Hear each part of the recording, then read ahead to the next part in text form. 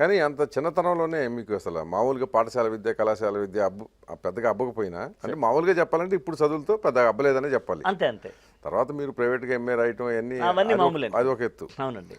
But Sri Sri మహాప్రస్థానాన్ని మాత్రం sir కంటతా పట్టేశారు. కంటతా sir. అప్పుడు అసలు దానికి ఏమిటి ప్రేరణ ఏంటి అసలు, ఎట్లా ఎందుకు అనిపించింది? నేను అనిపించడం కాదు సార్, అసలు నాకు చేత వెన్న ముద్ద చెంగల్లో పూదండ అని నేర్పించే వయసులోనే, అంటే నేను ఇంకా స్కూల్లో జాయిన్ కాల.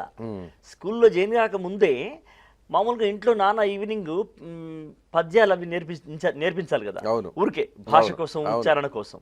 నాన్న ఏం చేశాడంటే మహాప్రస్థానం నేర్పిస్తా పోయాడు. ఓకే.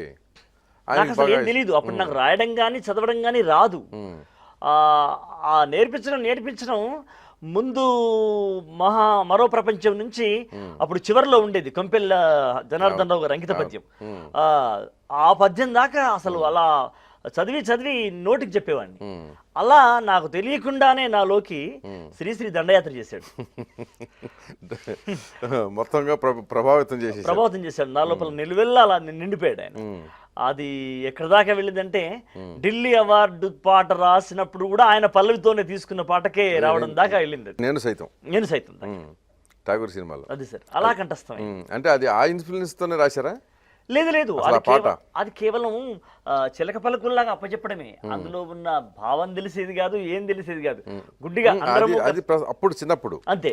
ఇది ఈ అవార్డు వచ్చిన పాటగా సార్, అది దానికి కూడా శ్రీశ్రీని ప్రేరణగా తీసుకుని రాశారా? లేదు, చరణం మాత్రమే ఫస్ట్ చరణం తీసుకున్నారు. ఫస్ట్ కాదు, అసలు మామూలుగా పాట నేను మొదలుపెట్టి రాసింది వేరు. ఓకే. అగ్ని నేత్రమహోగ్ర జ్వాల దాచినావో రుద్రుడ, అగ్ని శిఖలను గుండెలోన అణచినావో సూర్యుడ, ఇలా నేను రాశా.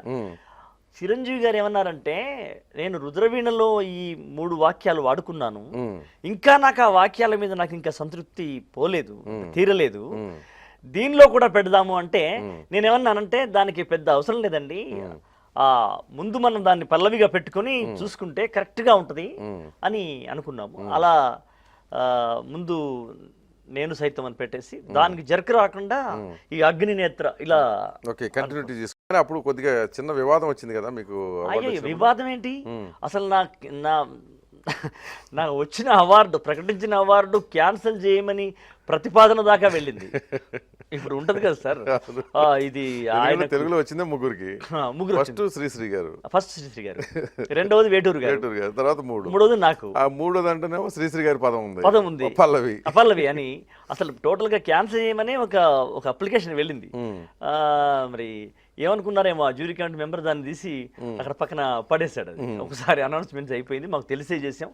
పోతే వాళ్ళు నాకు వచ్చిన కాపీలో ఉంటుంది సార్, అది సమకాలీనమైనటువంటి శ్రీశ్రీ పల్లవిని తీసుకొని సమానంగా నిర్వహించగలిగినందుకే ఈ అవార్డు ఇస్తున్నాం అనేటువంటి లైన్ వాళ్ళు వాడారు సార్. అది మిగతా వాళ్ళకి తెలియదు కదా. జస్టిఫైస్ అసలు కూడా అంటే మహాకవి శ్రీశ్రీ పల్లవి తీసుకుని రాయడం అనేది అంత సులభమే కాదు సార్. ఎందుకంటే అనుకరించాలన్నా కష్టం కదా, అనుకరించలేము, అనుసరించలేము. కాబట్టి అది కూడా ఒక ప్లస్ పాయింట్ అయిందండి నాకు. అట్లా ఇదంతా